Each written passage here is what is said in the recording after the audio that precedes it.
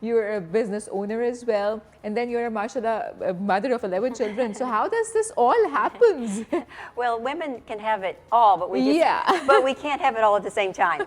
And for me, my life was in chapters, and my first chapter was being a mother. All right. I'd only planned to have two. All right. And somehow I think God had another plan for me, and I had 9 surprises. So I have 9 daughters and 2 sons, and they're fully grown.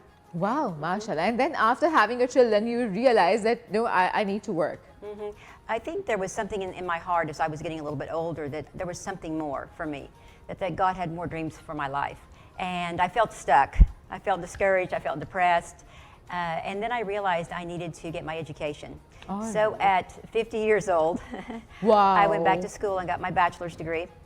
And then my dream was to attend Harvard, which is our most prestigious university in the U.S. Yes. And I just couldn't shake this feeling that I should go. For me, it was impossible. I didn't have the money. I still had 7 children to take care of. I was working. And it was 2,500 kilometers from my house. Oh, my God. But by the grace of God, I received a scholarship. And they allowed me to fly in and take my classes on one day into Boston and fly back the next. And I graduated in May of 2016 with my degree in international relations. Wow. And all of my research. At the age of 50? I actually didn't graduate until I was 55.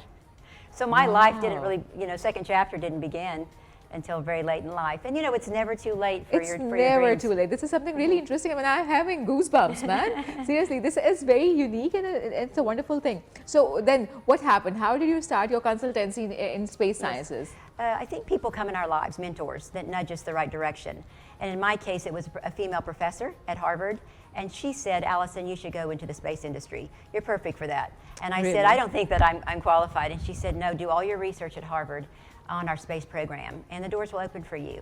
And sure enough, she was right, and ended up at NASA headquarters in Washington, D.C., and began to work with people all over the world. And my whole world opened up, and I began to travel and do keynote speaking and consult with leaders of nations about space and technology. And I really still feel like just an unqualified housewife that just had a second chance, That is so interesting. And then gymnastics, this is a completely different thing. I mean, telling people how to do, even telling nations how to work with space and how to work in space, and then there's a sports which you were really involved into. So tell us that combination.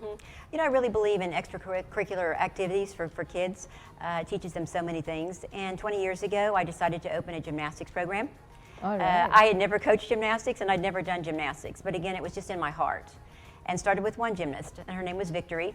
So I called it Victory Gymnastics. And we have produced hundreds of state, national, and world champions over the years. But most importantly, I currently train 550 female gymnasts with a staff of, about 37 people. And the most important thing we teach these girls is to believe in themselves. Every day we have moral training about, you're unstoppable, get your education, be a good citizen, obey your parents, do well in school. And, gold medals fade, but the life lessons you teach the girls are forever.